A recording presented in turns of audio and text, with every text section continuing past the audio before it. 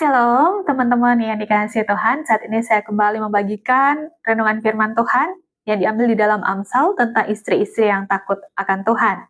Amsal 31 ayat 27 berkata, "Ia mengawasi segala urusan rumah tangganya, makanan kemalasan tidak dimakannya." Jadi, ibu-ibu yang takut akan Tuhan, istri-istri yang takut akan Tuhan, yaitu istri-istri yang tidak pemalas, yang mengerjakan pekerjaan rumah, yang mungkin juga punya pekerjaan di dalam dunia sekuler. Jadi istri-istri yang takut akan Tuhan ini adalah istri-istri yang rajin dan tidak pemalas, rajin melayani, rajin mendoakan orang, rajin berbagi, dan itulah yang sesuai dengan kriteria dari firman Tuhan. Apalagi kriterianya sesuai dengan firman.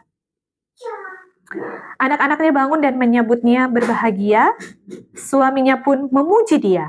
Jadi anak-anaknya kagum akan dia dan suaminya pun memuji dia. Jadi kalau kita mau lihat bahwa kita adalah istri-istri yang takut akan Tuhan, kita bisa melihat dari kehidupan keluarga kita. Apakah suami kita memuji kita? Apakah suami kita berkata bahwa saya melihat perubahan di dalam hidupmu? Karena kita harus menjadi berkat terlebih dahulu di tengah-tengah keluarga kita. Baru kita bisa menjadi berkat di luar dari keluarga kita. Mungkin di mana kita berada, di tempat kerja kita, atau di mana kita melayani.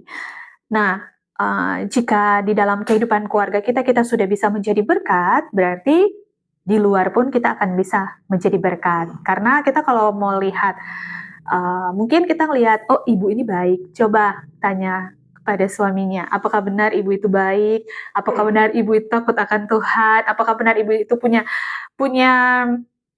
hubungan dengan Tuhan, suka berdoa gitu. Karena kita melihat dari luar, tapi yang di dalamnya itu kan di tengah-tengah keluarganya yang bisa menilainya, yang bisa menjadikan contoh. Memang tidak sempurna, semua orang itu tidak sempurna, tapi perlahan-lahan, hari demi hari, Tuhan akan menyempurnakan melalui kuasa Roh Kudus. Karena kita manusia terbatas, kita tidak sempurna, kita bisa menyenangkan semua orang. Tapi yang pasti, kita belajar untuk menyenangkan hati Tuhan.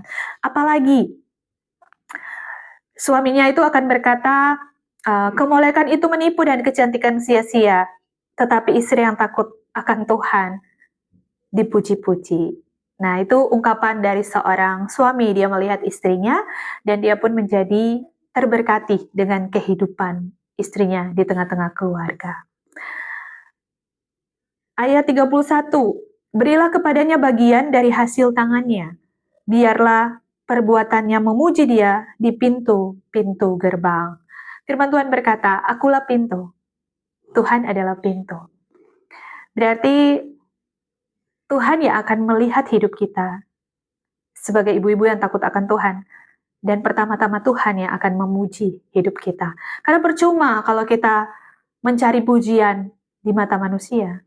Yang terpenting kita mencari pujian daripada Tuhan. Dan dikatakan berilah kepadanya bagian dari hasil tangannya. Apapun perbuatan-perbuatan yang kita lakukan, jika itu sesuai dengan kehendak Tuhan, maka Tuhanlah yang akan memberi kita pujian terlebih daripada orang-orang. Mungkin orang-orang yang tidak menyukai kita, mungkin dia bisa memuji kita di depan kita, tapi di belakang dia bisa menceritakan mungkin hal-hal yang tidak dia suka dengan hidup kita.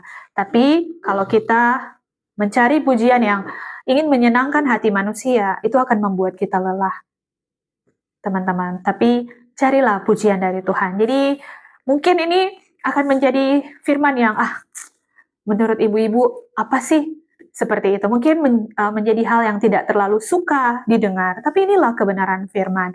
Inilah yang Tuhan taruh di dalam hati saya untuk bisa berbagi untuk teman-teman, untuk bisa menjadi ibu-ibu yang takut akan Tuhan dan menjadi berkat, mendoakan keluarga, mendoakan suami, mendoakan anak-anak, dan tidak pernah khawatir tentang masa depan, tetap terus percaya bahwa Tuhan yang pegang kendali, dan tetap terus menjadi tiang doa di tengah-tengah keluarga.